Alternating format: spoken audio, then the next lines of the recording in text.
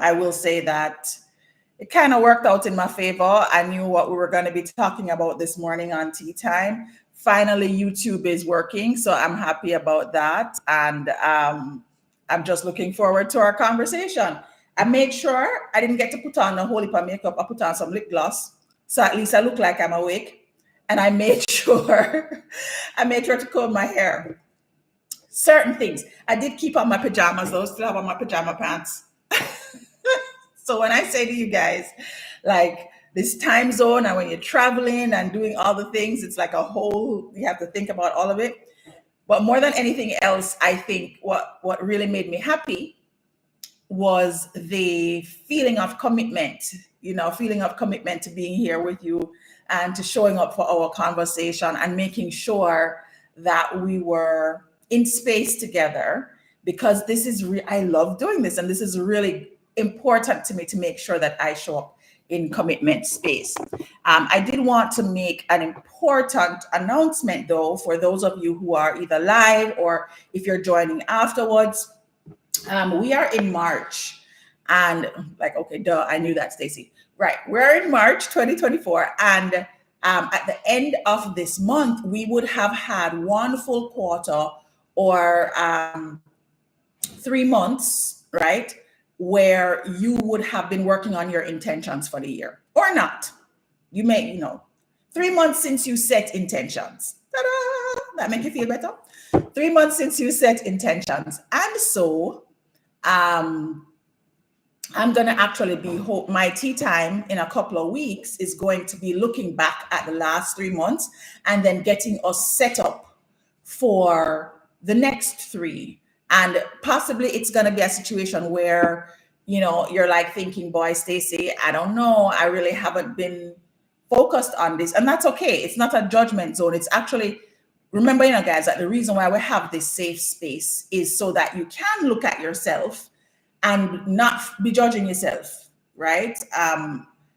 Nobody's perfect. And there's a lot of talking heads online right now. And so you want to make sure that whatever you are absorbing is supporting your life experience. So the life you want to create, that's what this show is about, right? That's what this show is about. That's what all the intentionality is about. It's about supporting you in creating the life experience you want by sharing my journey and how my life experience is unfolding and the things that have worked for me. Because let me tell you something. Some things when you used to go through, I may not go through no more. I know people going through it. I have stuff that worked. I'm happy to share it, right? No big deal. So in another 2 weeks, I'll let you know when. I'll send out notices and whatever else. I'll be having a special tea time that's going to be reflecting on our last 3 months, our last quarter, and whether or not, how you guys feel about it. And I'll tell you from now, like, I went back through my planner the other day. I went and looked at my assessment, and I was still kind of feeling like there are some things that are just not moving forward. Like it was a Sunday, because I do this Sunday setup thing. I'll share it with you guys. I do this Sunday setup thing.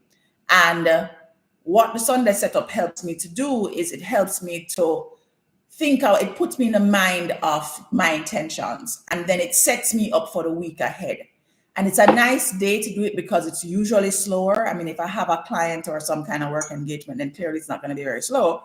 But you want to set aside that time to help yourself to think about your goals. What happens a lot of times is at the beginning of the year, you decide you want all these fabulous things, and then you just leave it there. But you're not really supporting yourself by looking at it. Sometimes we're afraid to look because we are not where we want to be, and we feel bad, we feel shame, we feel guilt.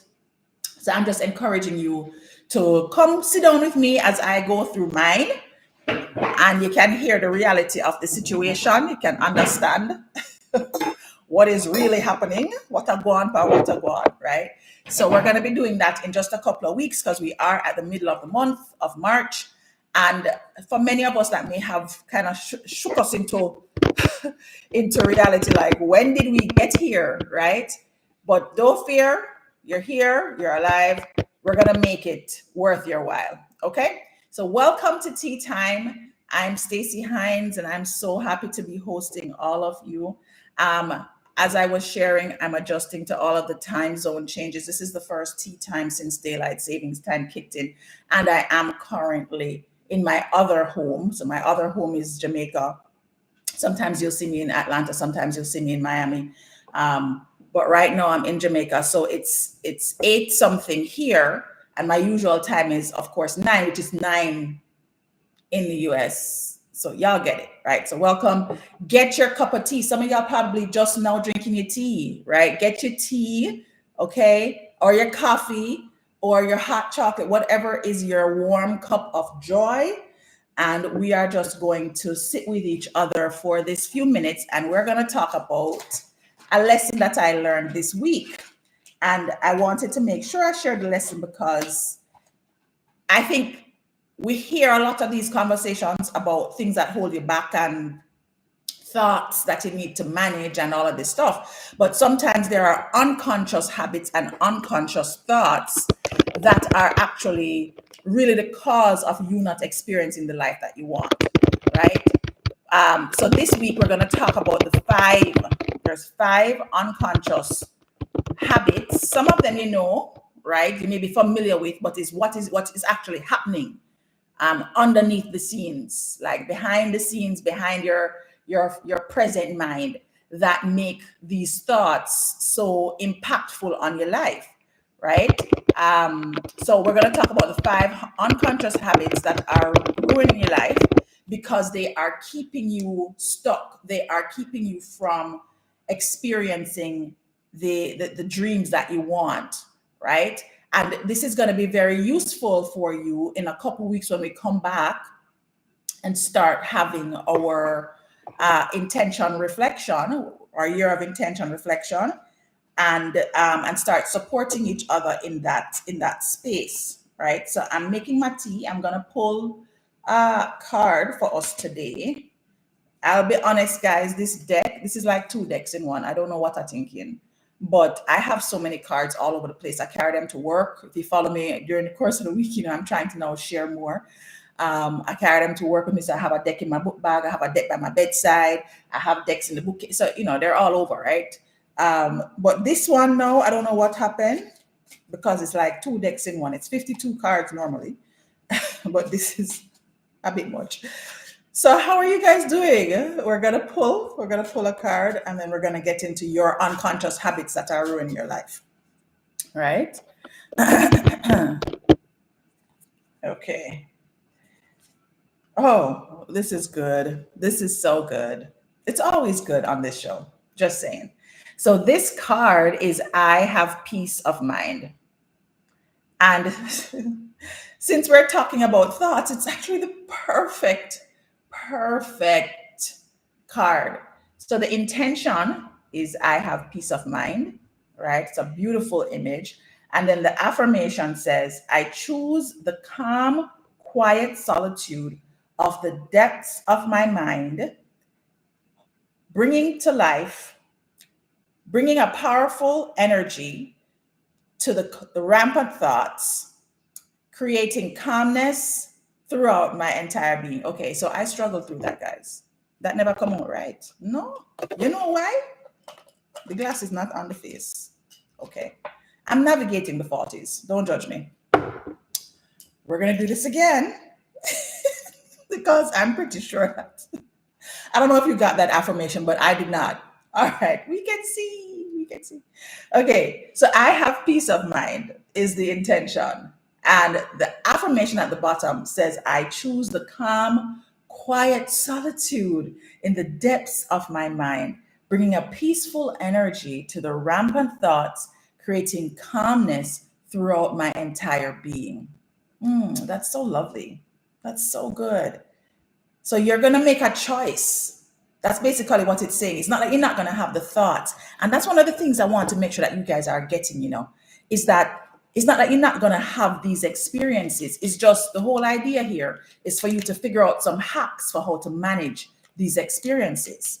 Now, the way that I want to have the conversation as I make my ginger tea, the way that I want to have the conversation is to help you to understand the 5 unconscious habits and then shift you now towards just a couple of the things that I've been using to really quantum leap my experience. And what I mean by quantum leap my experience is that I really believe that you can fast track the things, seeing results in your life. So you want to fast track somebody showing up in your love space, fast track money showing up in your bank account, fast track the car showing up in the driveway.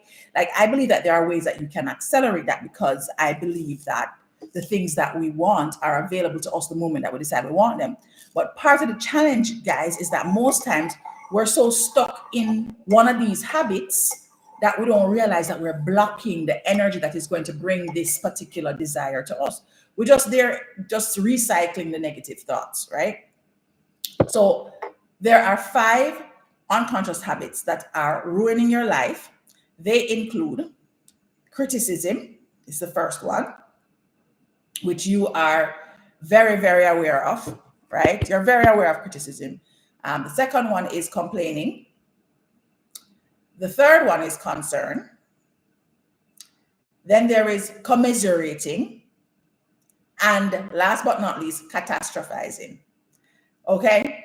So here we go. You have criticism, complaining, concern, commiserating, and catastrophizing. And we're not going to spend a whole lot of time dissecting all of these, right?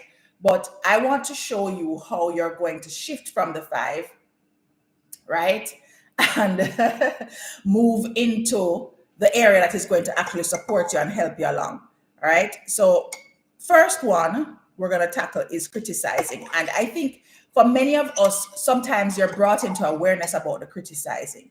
But I would want to say that there are times when you're criticizing and you don't even realize it. This is one of the ones that was, I guess, a lesson for me, because I used to associate criticizing with complaining, like marry the two things.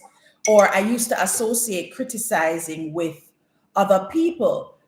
And what I mean by that is, judging somebody or criticizing something, someone that you're experiencing. So I think of criticism as external, but criticism also sits in your subconscious. So one of the things that I criticize when I am on the road in Jamaica is the taxi driving situation.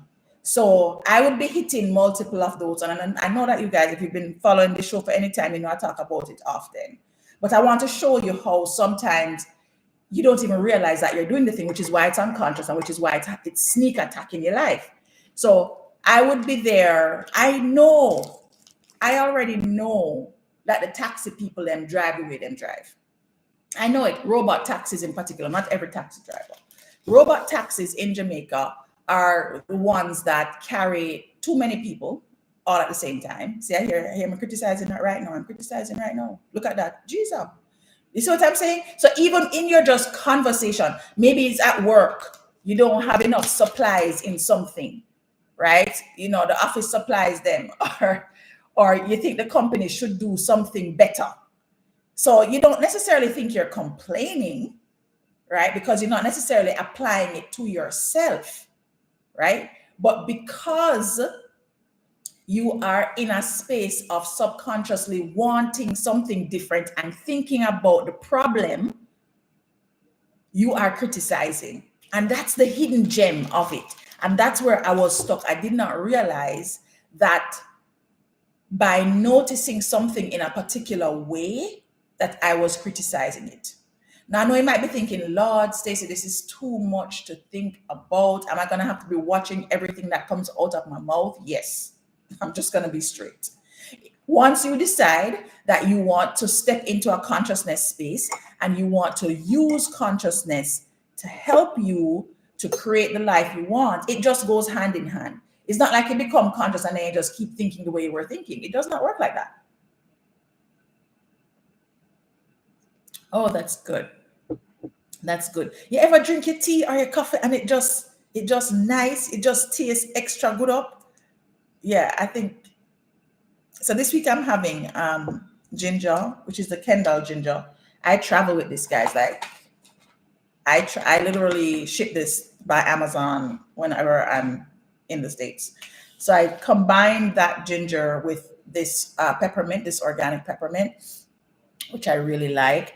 And then I have my honey, and now my lemon is what I add. I add my lemon. So I'm gonna just get the recipe, the full recipe, right? So go make yourself some tea if you haven't already. Carry the phone or carry the laptop, whatever you're watching on.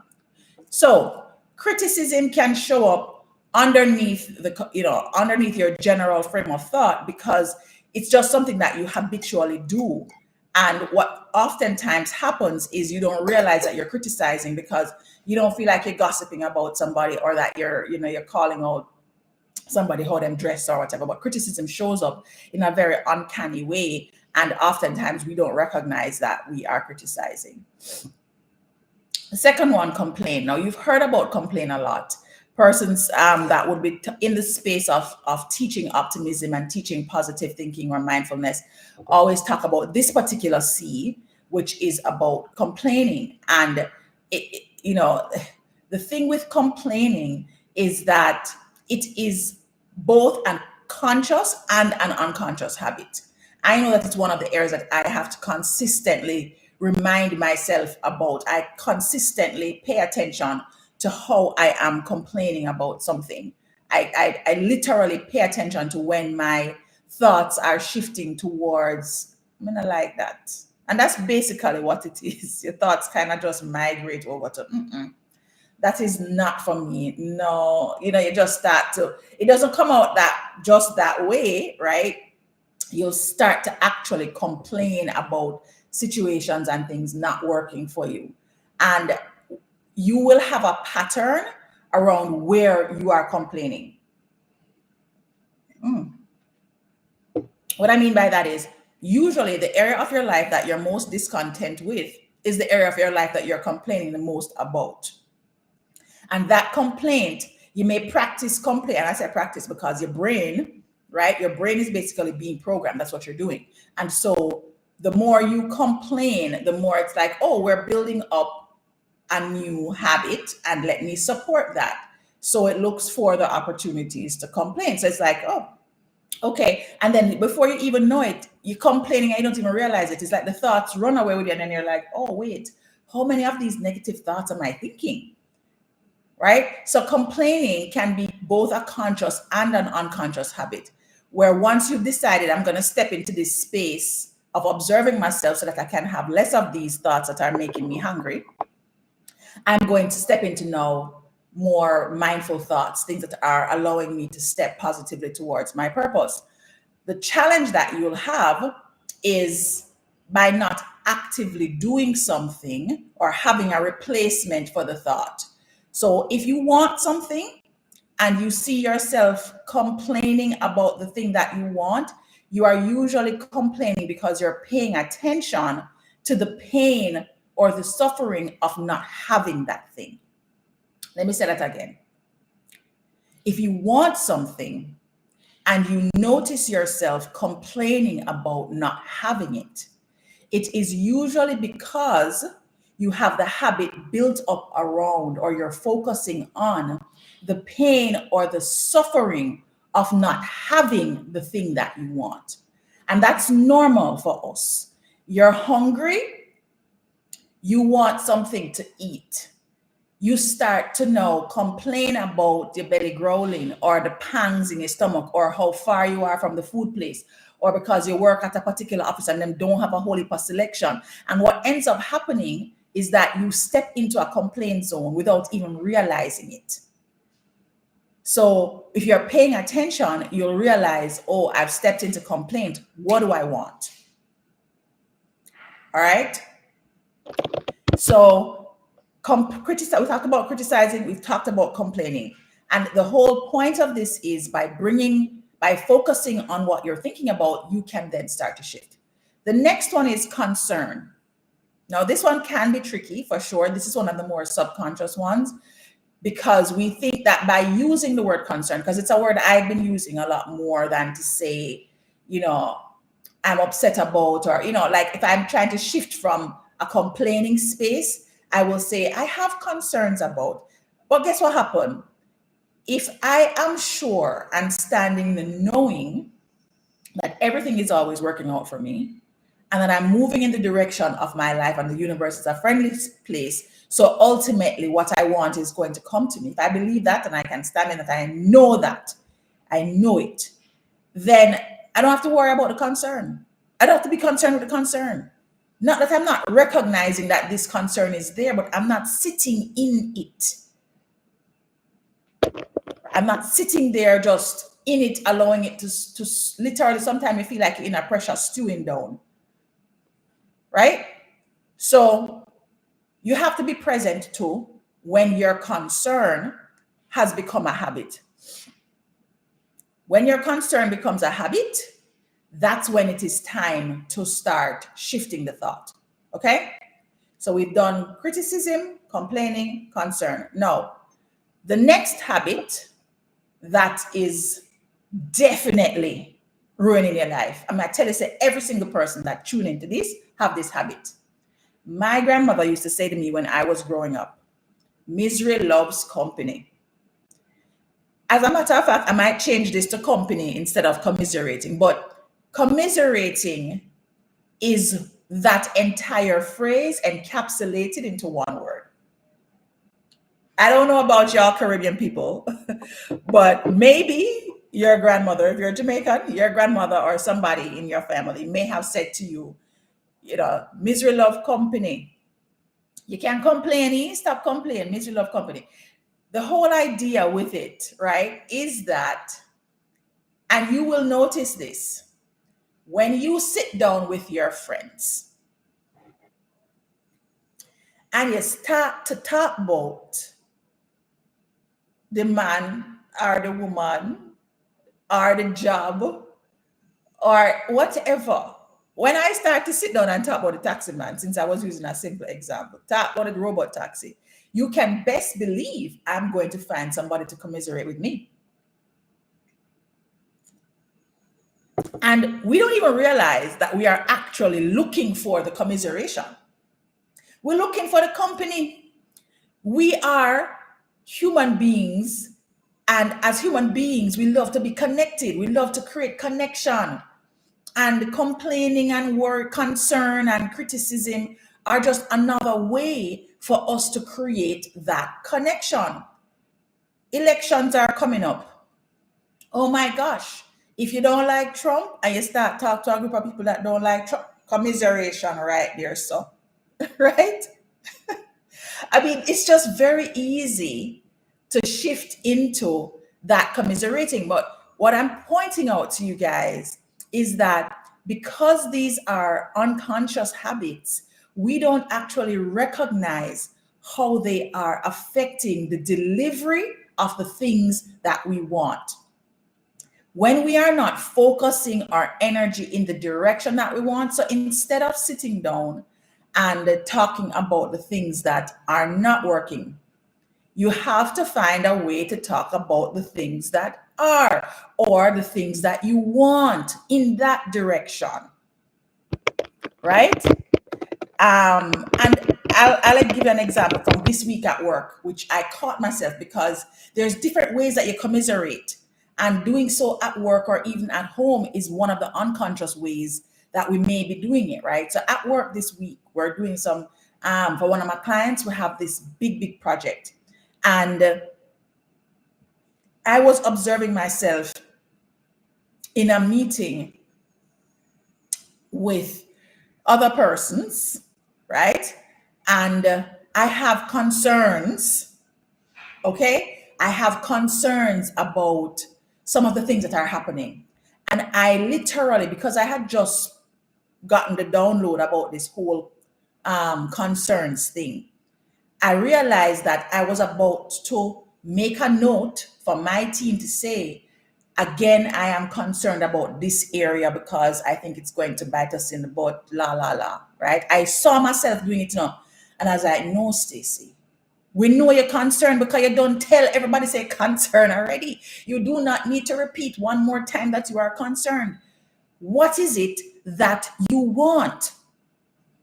And I literally zoned out of the meeting, guys, for about 2 minutes. I'm gonna know me zone out because they were like, Stacey, But what I realized is that I was not just writing down concern, I was also getting ready to commiserate about the concern and possibly sneaking some complaining and some criticizing while I was at it.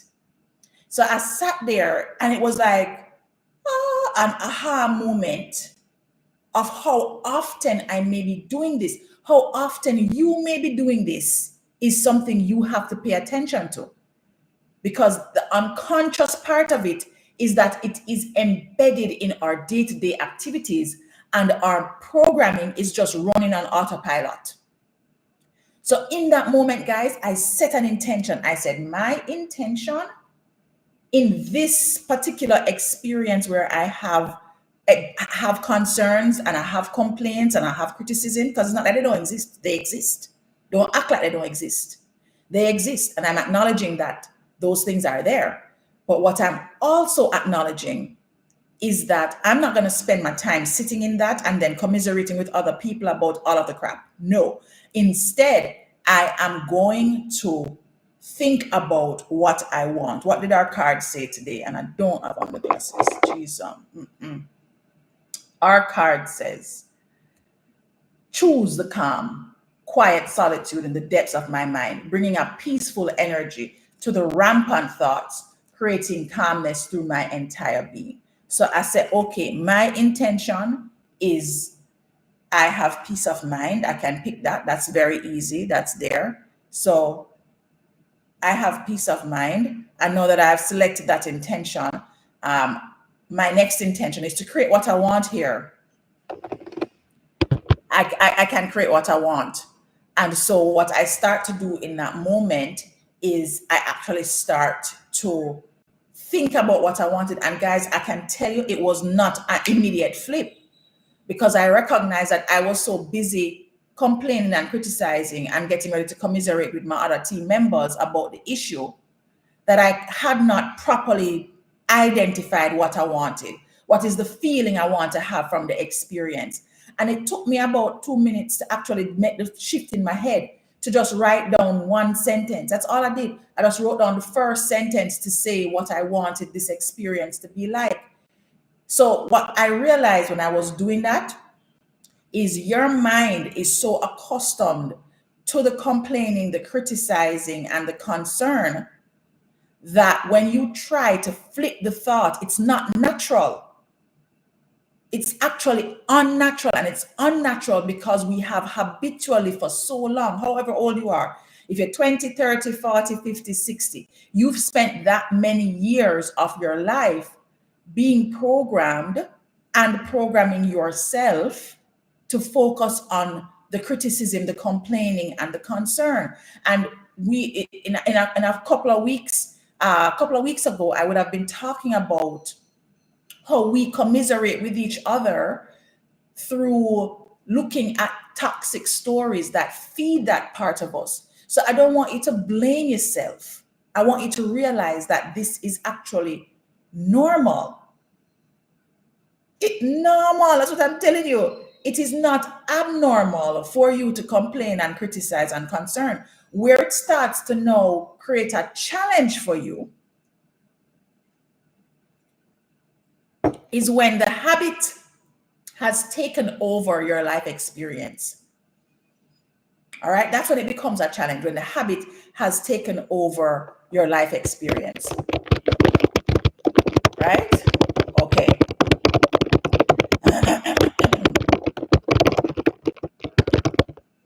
So we talked about complain, we talked about criticize, we talked about concern, and we talked about the misery love company, which is commiserating. The last habit, which is habit number 5, is catastrophizing. I saw somebody, I think Anya wrote earlier on IG, the last one sounds serious, catastrophizing. You know why it sounds serious? Because we don't even realize that we're doing it. Again, it's another unconscious behavior. We don't realize what we're doing, right? And so what catastrophizing boils down to in the habitual form is when you start to forecast the doom. Ooh, we forecast doom in our lives constantly and we don't even realize it. You know, the easiest way to think about how you're forecasting doom is when you look at what people talk about when they say imposter syndrome and comparison syndrome and all of the syndromes. When you think about the idea behind those things, it's pretty straightforward.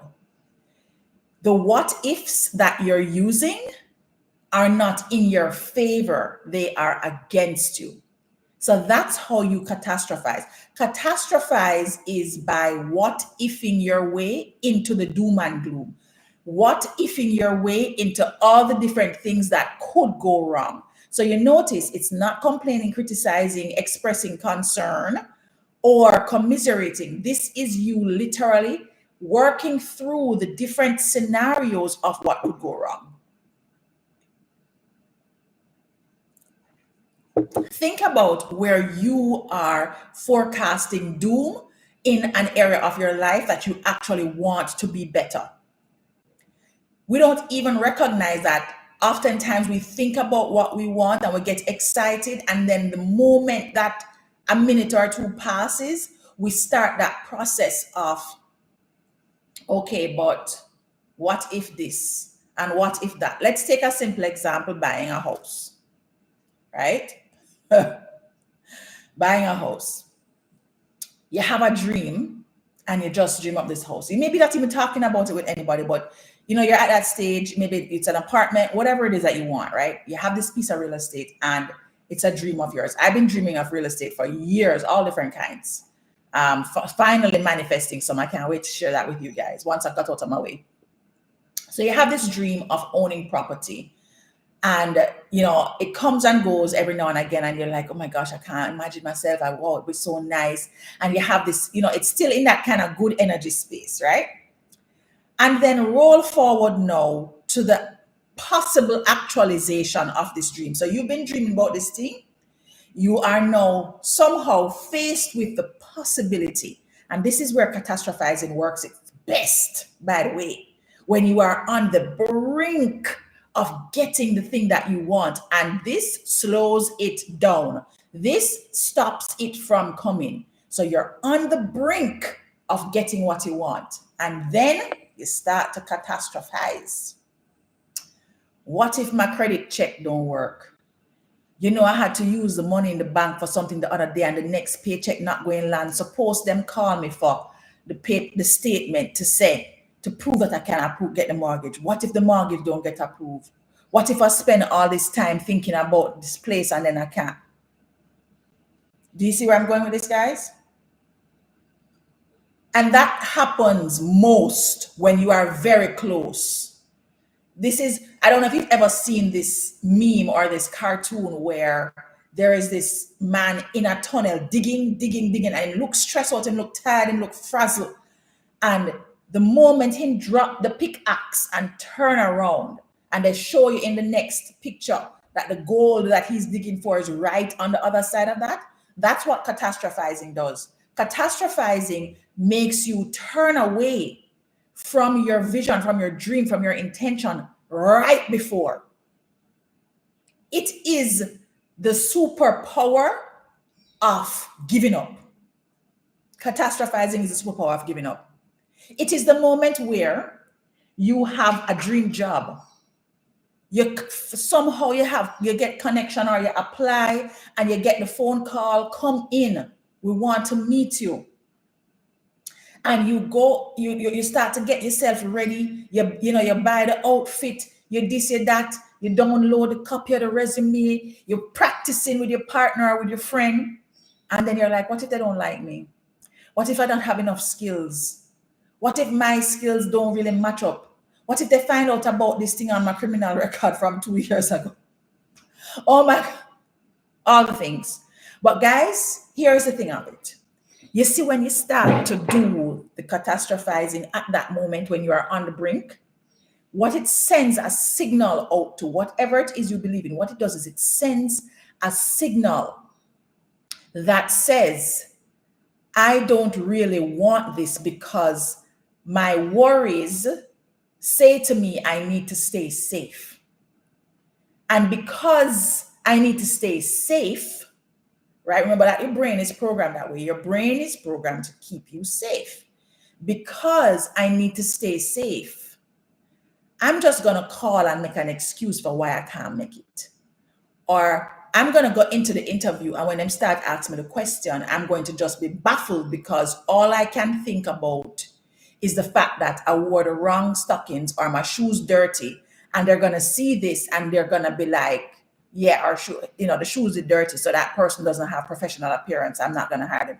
Literally, the catastrophizing does not stop when you are just in the moment of getting ready for the interview, which is the example that we're using. It's continuing with you. It's continuing with you as you're moving towards your dream. The closer you are getting to it, the more catastrophizing your brain is going to do. Why is that? Because one, you are moving towards unfamiliar, uncertain territory.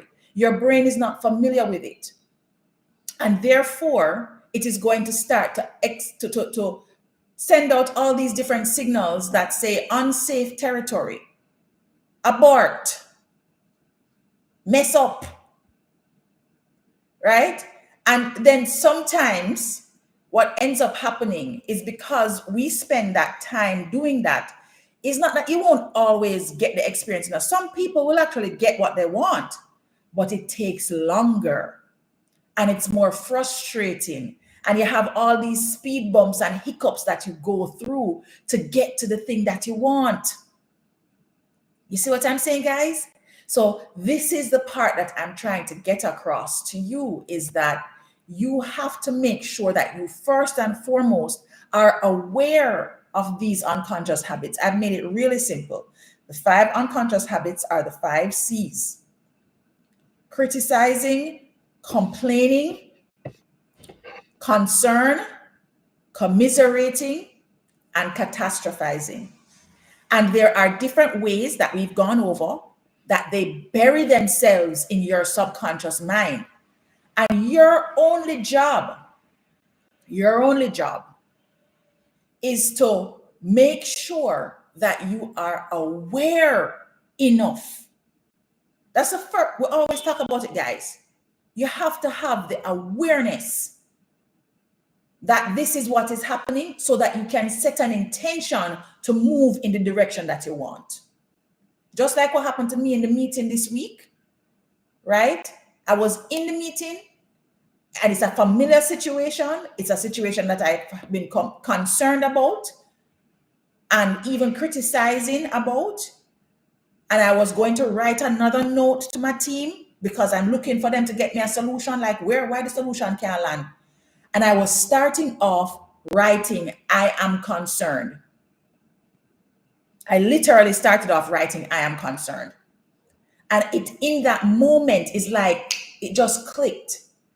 No, Stacy, what you need to do is you need to actually write down what you want.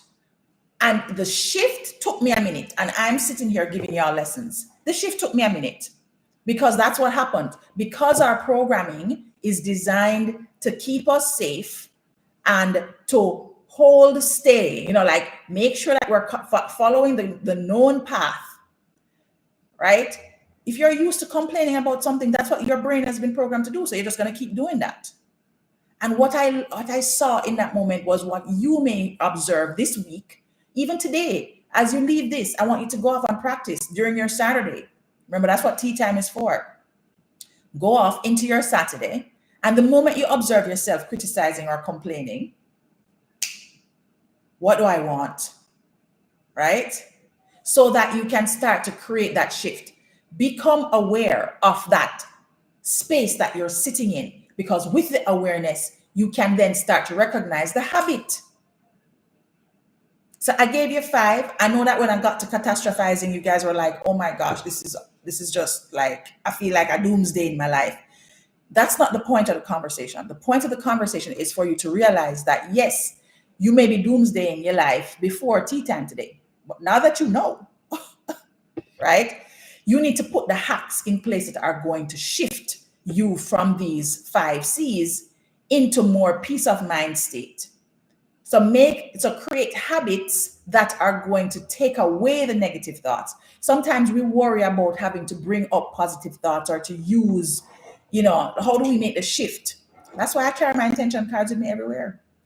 I carry my intention cards with me everywhere because there are times when I cannot find a positive thought. And so I shuffle my deck, right? I shuffle my deck and I just pull a card, because in that moment, that's 2 minutes of mindfulness that's allowing me to step towards the kind of thinking that I want, giving me access to peace of mind, which is what today's intention is.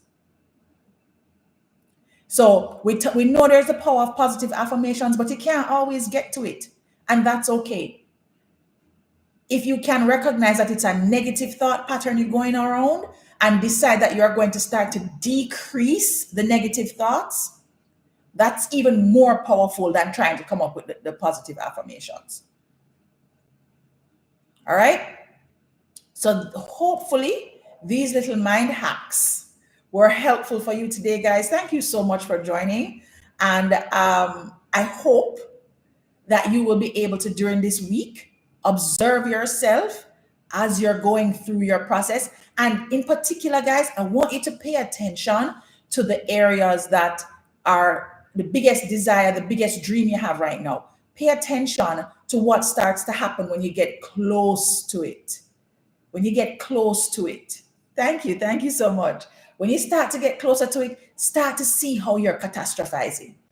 Observe yourself. Start to see where you're introducing more doubt, and the what ifs that you are introducing are not what ifs that are going to be like, what if I get the job? What if I get to, the partner? What if I get the house? What if I get the trip? If you're not doing those what ifs, then you've already started to turn back away from your dream.